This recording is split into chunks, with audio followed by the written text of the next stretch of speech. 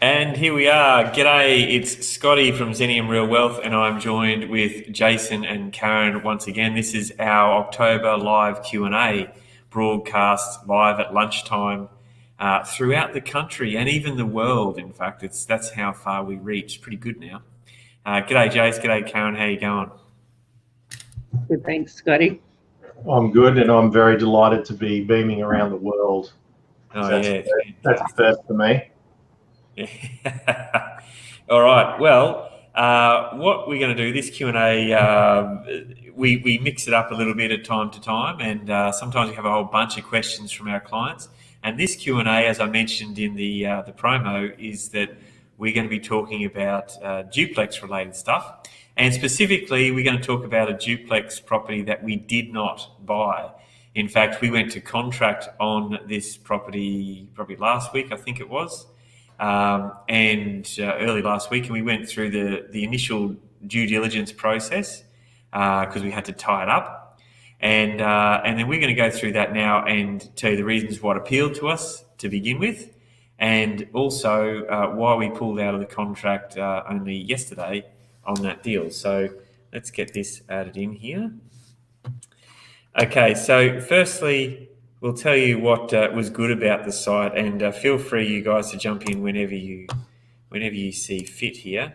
So the site is located right there. It's on the Sunshine Coast, and it's at that little drop point, and it's actually only 4.1 kilometres to the beach in a straight line, right? So with roads, it could be like 6.5 k's or something. And so it's in a really good location. You can see it's very built up around. A lot of this greenbelt area can't be built on. This is all sort of greenbelt for trees and nature reserve. So anything else there, that dirt, that can be built on. The houses obviously already built, that sort of thing. So it appealed to us in that way. The site was, this is from some of the photos on the site.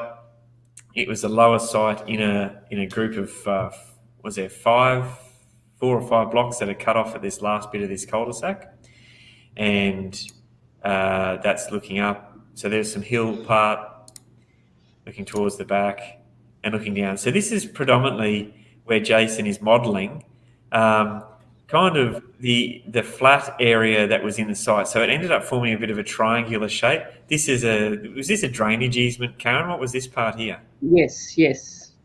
Yeah. So. Okay, so where Jace is and where that the flags are, that's the boundary? Yes. Yep, okay. So this is looking kind of almost directly north, and so this is the western boundary, and it goes right up the hill, went up the hill quite a long way, right? Correct. Yep. So when you build a duplex, obviously you need, enough room for 2 dwellings, and we knew that was going to be tightish there, but you can do some cut and fill. We'd even thought about maybe cutting into this hill here, filling out on this side onto the left. So cutting into the east, filling out onto the west, and making almost a 2-level duplex type construction there. So we got our building guy out on site, Daryl, and Daryl had a look at it, and this is what was part of the concern. So this photo is actually lopsided, but that's okay. Let's go like that. And we had seen these rocks and we were suspect of them, but we weren't sure what that meant. So when we started digging around, like not literally, but researching a little bit more, there was a big seam of these rocks here. So Jason, if you want to jump in there now, and when you were on site with Daryl, what did that actually mean for you? Yeah, look, I think the biggest thing there, Scotty, was the additional cost. It became a little bit of an unknown. So there was definitely going to be some additional cost in boring through some of the rock. But the problem with that was it was a little bit how long's a piece of string, and that's kind of not what we're about. We need to be very exact on our costs. It could have been a process where it might have added 20 or 30 grand to the project, but it could quite easily have escalated higher than that. So that was definitely a factor that we needed to consider. All right, so with that in mind, let's have a look at before we did the markup on everything on site with the building company, we actually, of course, always do a FISO. So let's take a look at that here. So Karen, this is where I'll get you to jump in as needed, and we can change things to see how it goes. So Karen, is this the original FISO that we estimate? I mean, there's 50 versions of an original, right? But this is kind of the one that we said, okay, we're going to run with this and do further discovery. Yeah, I can't actually read the numbers on that, but what's the sale price? That's 405. Yeah, so it's 405 at the top. Yep. And build of 500. Yeah. So this was slightly adjusted once we had been on site. We added, I think, another $40,000 onto the build. We added a little bit extra pricing for titling because that didn't come with the site. And then just to see if it could make money, we put it the sale price up to the best possible scenario, which was 550,000 each to sell. And the numbers still weren't great even then. And that's best case scenario. So if you drop those numbers back down to where I had them at 539 sale price each, suddenly the profit margin was only about probably 70 odd thousand. That's if you don't hit rock, you don't get this, you can landscape that hillside, you don't run into anything else. So there just wasn't enough left in it. So this FISO is best case scenario. This is what we could make, and it still wasn't a really great number, considering there could be so many, you know, how long's a piece of string, as Jason said. There could be so many issues with that site. Okay, so I've dropped that end product down there to 539, like you said. So, and what we did was we started saying, okay, so if there was some other civil costs in the build, which I don't know if we've added in here yet, so we're saying let's add another 25 to, well, let's add it to the build cost, right? Yep. So, and we were guessing at that. This is the problem, because when we went on site, we went, well, how much impact is that rock seam going to have? We've got to start boring. Instead of 4 bore points, we need to do 6 or 8. Each one costs money. So if we do that, so we're down now to 4% project profitability and under 40,000 of a net income on a spend of $1 million. Like that's there's no way. You only need to hit a bit of rock or need an extra bit of tunneling down to put piers in, and there's 10 grand. Yeah. You know, and on paper this all looked like it should be a duplex site, but because of that slope, council were going not really, which meant we had to also employ a town planner to find all the ways around it, so we didn't have to do a full development application. There's another few grand gone. So it just, 4%, and there were still some unknowns. No. So let's explain that. We've actually got a question here from Agency Wraps. How much will it cost to have a pool put in my bedroom? That's a really good question. And feel free to contact us on hello@zenium.property, and perhaps we can help you out a bit further. Depends on the size of the pool, depends on the size of your bedroom, and all that sort of stuff. So, but thanks for stopping by, Agency Wraps. Much appreciated. You probably do that pretty cheaply, Scotty, with a bit of black plastic and turn the garden hose on through the window. Mate, I reckon you could be right. So let's touch on this. So we kind of like, you kind of can grasp rock, right? So rock is like, oh, that's not really a great thing. Let's try and work around that. And I think a lot of that was in this seam through here somewhere, I believe. But what I want to touch on now is this argy-bargy we had talking about whether it was going to be a DA, like an absolute development approval to put the duplex there, or whether it could just be a normal building approval through the council.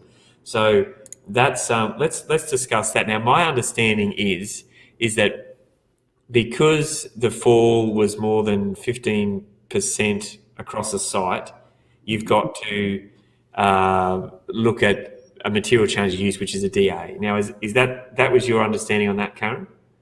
Yes, the slope is 21%. So even though on paper we had the size, it's about 1,300 square metres, the slope suddenly means you can't put a duplex on it. So that's just your straight on paper. It's got too much slope, can't do.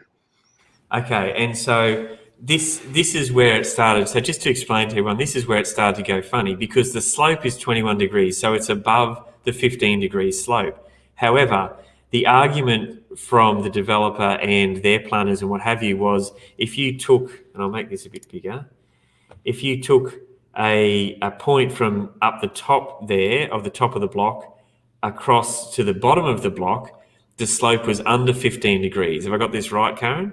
So technically your buildable area, you could kind of argue that the overall slope of the site was under 15 degrees. I think that was how they were thinking they would be able to get around it without having to do a whole application to council to change the use of that site. Yeah. But yeah, you've got to pay them and surveyors and planners and all to come and, right. So it changed it, right? So, I mean, you're taking that risk. Well, look, okay, let's say you could get it through, there's that risk there. So, we've already added 25,000 for rock. We needed to start adding perhaps even another 10,000 for, some argy-bargy backwards and forwards with council, some town planning. And so we'll change that from 15,000 that we allocated for civils and costs to 25. And we're now down to 3% project profitability and a net income of under $30,000. So it doesn't take much for then the market to sneeze. And we've got our lot ones there at 539 to say going out the door at say 530. I'm just going to pull figures, 532, and maybe 529 for the one that doesn't have as big a backyard, which we'll come to. We're down to 1%, right? And so this is the next part of the question was the shape of the block. So we'll go back to this one where Jason is lovely posing again. And you can kind of see it's not triangular is not the right word, but that type of shape. So it's wider at the front from access to the driveway, which is great for your 2 lots of garages, etc. on a duplex, but it actually narrowed towards the back. Now the block itself had an okay shape as an overall. The narrowing part was the angle of the hill. So what it meant was the further back into the block you went, the more, well, if you walked in a straight line, the further up the hill you'd go.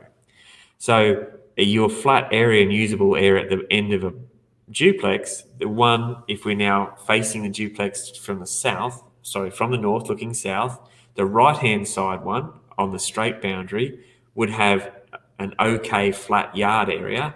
The left-hand one that encroached on that hill would virtually have their whole backyard would be a hill. Now, what's the complicating factor on that, you two? Well, there's a couple of things there just to touch on, Scotty. The first thing that I noted in what you said there is the further we come back, it looked like we'd have to go into the hill about 1.5 meters, and that's obviously where the rock issues came in. We talked about other options like cantilever over the slope, but again, it came down to costs. But just one other really interesting fact while we've got that photo up, and I think you'll probably remember this as well, Karen, when we did some further investigations, the boundary pegs are actually down in that waterway, in that retention basin at the bottom, and that sandstone wall is actually inside the lot, which had the effect of losing about 1 meter along that boundary. Now, whether that was a mistake in the civils or what, I'm not sure, because normally that sandstone wall would be right on the boundary, wouldn't it? But yes. That basically lost us about, I think, was it 1.5 meters perhaps on that side, Karen? Yeah, it's about 1 meter. So if you had to come in to build from the boundary 1.5 meters, you would only be 0.5 meter in on that sandstone wall. Yeah. Or you've got to push yourself in, which gave you even less space on that block.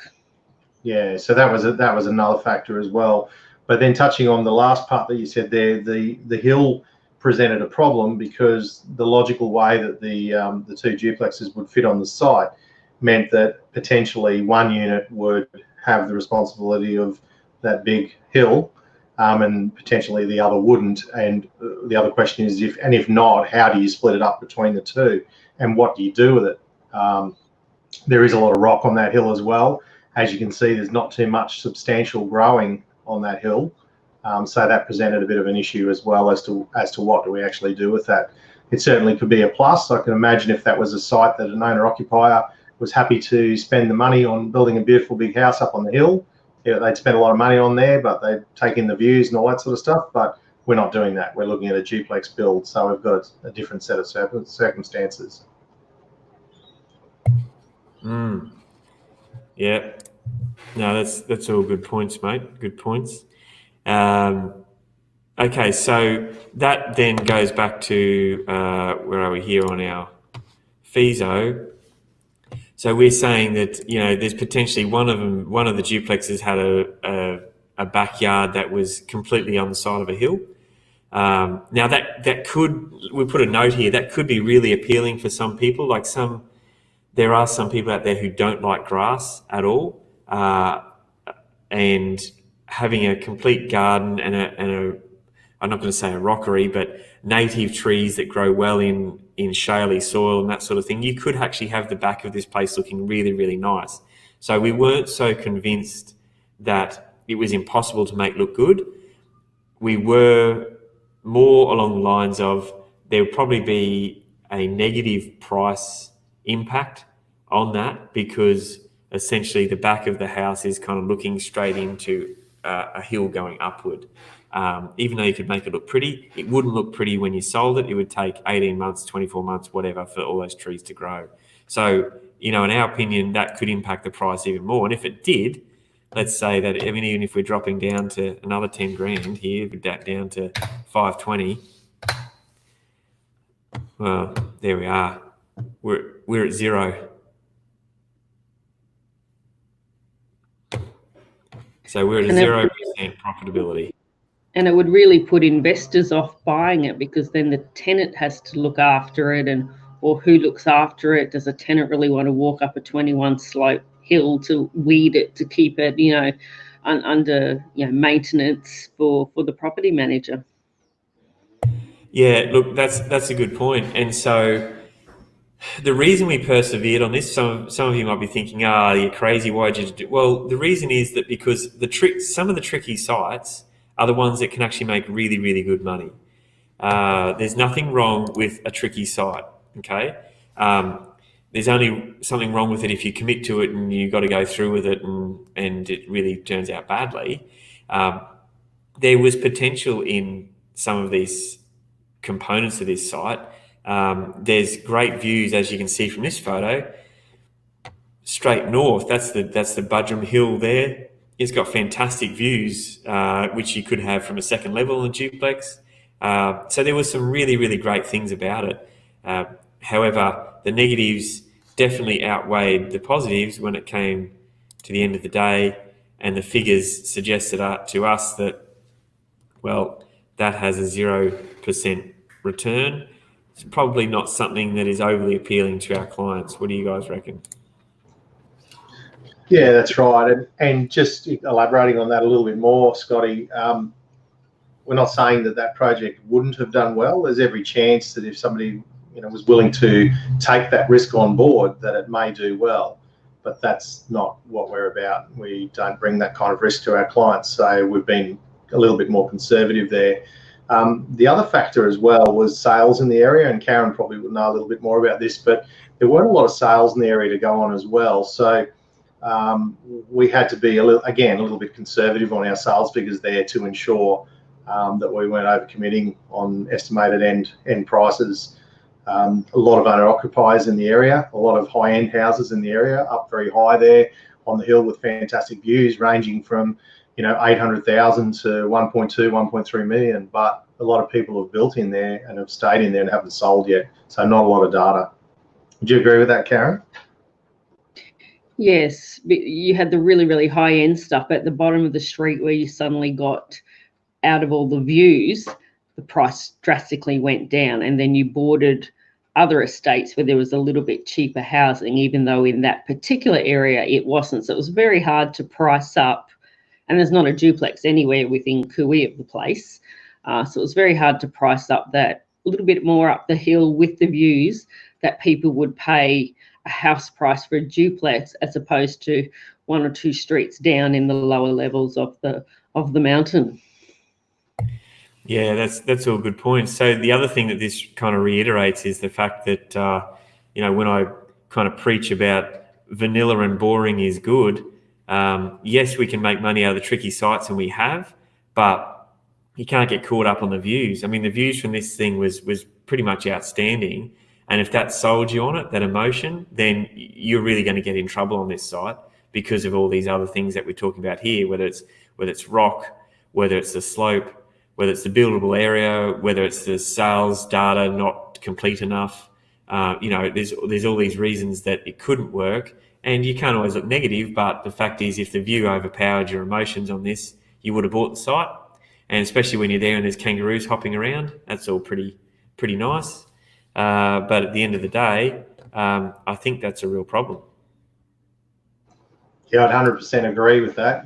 If I was standing on that site 15 years ago, not knowing what I know now, I would have bought it. Because I stood on that site and thought, wow, views are fantastic. There's a fantastic breeze ripping through here, looking out to the Buderim Mountains. It was absolutely fantastic. But then when you strip back that emotion and look at the facts and figures, it was definitely a no-go. Yeah. So let's go. We've taken this from how we've sort of found this site, and I'll just show you this here. This was a photo of on the site. So there you go. There really was kangaroos there. For those of you that didn't want to believe that this is Australia. So when we're streaming around the world, see, we still actually do have kangaroos right at our doorstep. I mean, there's a blooming giveaway sign, and there's kangaroos. So there you go. What happened when we discussed with the client? Which one of you called the client to tell them the good news? What happened? Well, look, I had that distinct pleasure. Look, when I spoke to the client, just highlighted, the issues that we've gone through, and he was in 100% agreement that, there was a little bit too much risk there, and the things that we had identified were in fact correct as being deal breakers on the site, and onward and upward, and just also understanding, and this particular client is fantastic and has a good understanding of this, but it's not a failure that we found one that didn't work. It's just a process that you need to work through, and sometimes that's 1, that's 2, that's 3. However many it needs to be until we get to the right one that works perfectly, for that client or for that brief. So yeah, I don't see it as a negative. I see it as definitely a learning experience, because you experience something new with every site. It's not always the same, and it was great that the client felt that same way. So good result. Yeah, that is. And so, Jason, you get the news of telling the client what didn't happen. So, Karen, you get the fun of finding the next site. What have we got on the horizon for this client? Anything exciting? Well, I have the pleasure of telling the agent that I no longer wanted his site. Okay.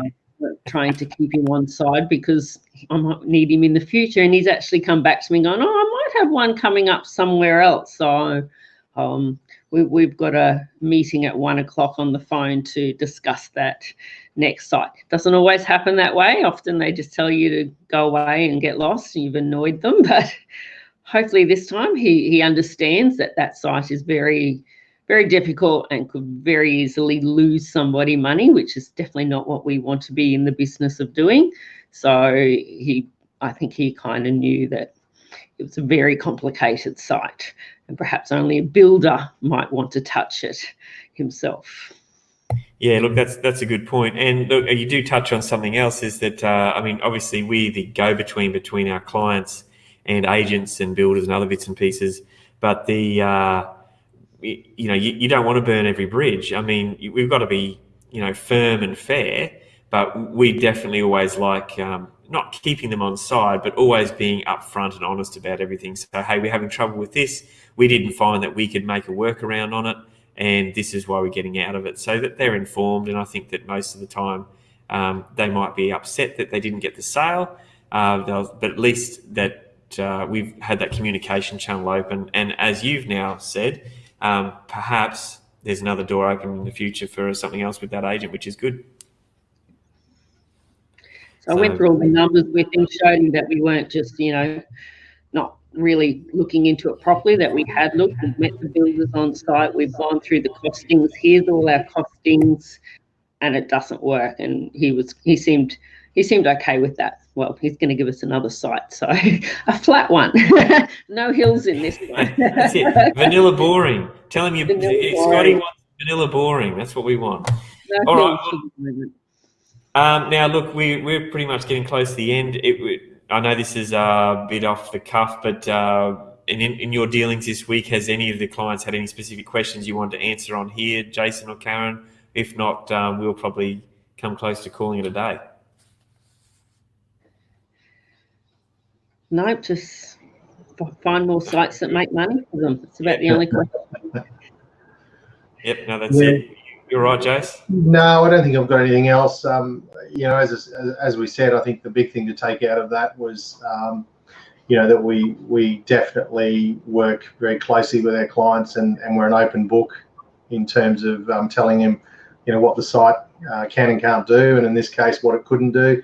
And the other thing I just wanted to touch on too is what Karen said with the agent. Sometimes it's a bit of an education process for the agent as well. Because a lot of the times agents haven't considered some of these costs and some of these other factors, and they're sort of sitting back there going, oh, this is a great site with great views and the price is fantastic. But then when they start seeing the real figures, when we've done the research, as Karen said, it's a bit of an education process for them as well. So as much as it was a site that didn't go ahead, it's a bit of a win-win around for everyone as well, because I think everyone comes out of it for the better. That's a good point. Okay, well, we've got a question here online. I'll chuck it up here. And sorry, it's covering Karen's face here, so we'll change here. Ashley has asked, why not go in with an offer that allows for the risk? If it turns out to be okay, that's extra profit. That's a really, really good question, because that's the exact type of question that I'd start out with. Karen, you'll be best to answer this because you handle the negotiation. What's the answer to Ashley's question? Get stuffed in many different ways was the answer. When it's a new land sales, land subdivision, often prices are set. It's not like a house and land that you're buying that sometimes there's room for negotiation. So often with land, there's very, very little room to move. He had sold all the other blocks in the previous days, and he had a queue of people waiting for this site. So there was no give or take the slightest amount of money on that site. If we couldn't make it work, well, he had a queue of people. He had 3 other interested buyers waiting to get it. So there was no movement on that. But normally, I mean, we did have that conversation at the beginning, and there was nothing. They were not giving anything, because they knew there's so many people waiting to buy the site that they didn't need to discount it at all. It's got too many problems for you. I'll just find somebody else who knows, he's got the money to work around it and don't care. Yeah, so I think the thing here to take away from that question from Ashley is very much that, yes, we try that. We didn't cover the negotiation part in this, in this session today, but we 100%. It's exactly the same as if we go to contract on a house. And it doesn't fall over, but there's some issues from building and pest inspection. And then we can get a quote on that. It's going to be, say, $3,000, $5,000, $15,000, whatever, to get that rectified.